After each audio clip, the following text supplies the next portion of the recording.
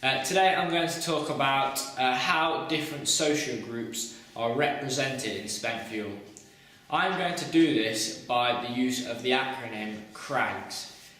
So to begin with, I'm going to explain what CRAGS stands for. The C of CRAGS stands for class, the R of CRAGS stands for race, the A stands for age, the G stands for gender, and the S stands for sexuality. Okay, so moving on, we're going to start with class. Spent fuel is aimed at the income bracket B. I have represented that through my protagonist, who has the level of intelligence to achieve the new equilibrium and solve the disequilibrium.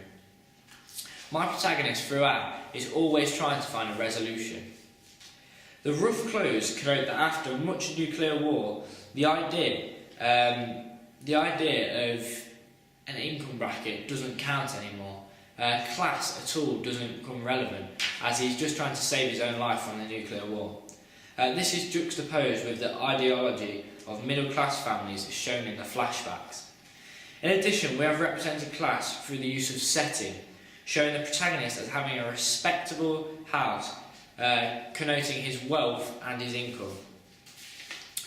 In addition, by the use of low-angle shots, we have connoted his income.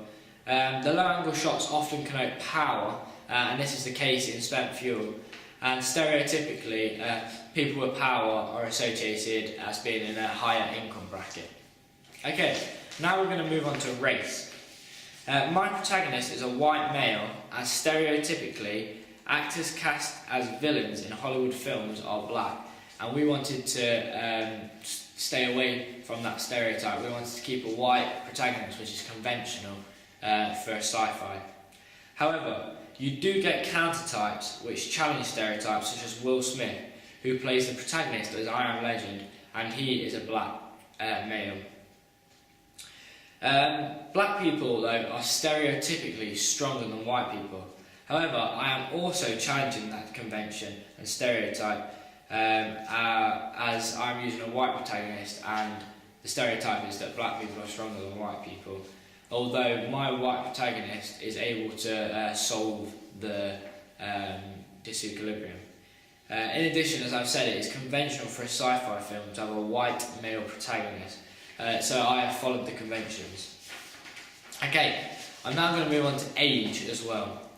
Henry, our male protagonist, is 18 years of age, and we have used this because it would take some form of intelligence to solve the disequilibrium, and stereotypically, when you are aged 18, you are normally quite at your peak and quite intelligent as you're going on to university. In addition, we have challenged the stereotype that old people are the most intellectual people. We have done this by using the protagonist, who is a young male, and he also then goes on to solve the disequilibrium, so this is also how we have challenged the stereotype. We have also portrayed our protagonist as being older by showing him getting into the car with his wife, which connotes his age, that he is married. In addition, the editing of Henry's voice when talking in the car is lowered in tone, which was done in the editing suite. This is meaning that the diegetic sound of his voice, which is the sound within the world of the film, is deepened. This helps him to be identified as an older male, as stereotypically people with deeper voice are older aged. Okay, I'm now going to move on to gender. I've represented gender, the familiar stereotype that men are more powerful than women, by using a male protagonist.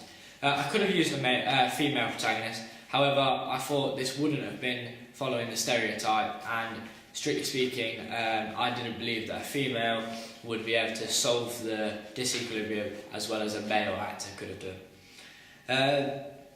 I showed the characters during the nuclear war as a male, as the stereotype is again that males are stronger, and this is seen as the woman, Henry's wife, who is the protagonist, dies during the car crash. Henry's wife is the princess, and however she is female and she did die, unlike Henry, who is the male protagonist.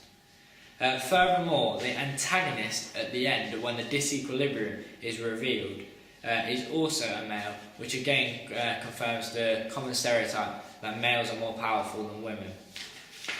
Okay, the frequent use of low-angle shots on the majority of males in my production, say for example at the end when there is a low-angle shot of the antagonist watching the protagonist on the computer screen, connotes the power of these males. Finally, we'll go to sexuality. Hollywood prioritises heterosexual relationships because it is dominant ideologies. So, sexuality is portrayed through my production as my male protagonist is shown as being straight when he gets into the car with his wife. Also, he is shown as sharing a bedroom with this woman who is his wife, as they both are getting clothes from the same room during the flashbacks. Thank you, that was my evaluation question number 2.